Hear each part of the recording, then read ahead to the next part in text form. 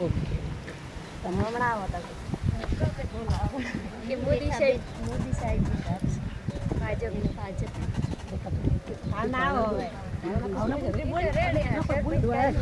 અમે અમારું કિંમતી મતદાન અમે મોદી સાહેબને આલીશું એટલે અહીંયા જે રેખાબેન છે એમને અમારો મત આપીશું અને એમને બહુમતીથી જીતાડવાની પૂરી કોશિશ કરીશું. ઓકે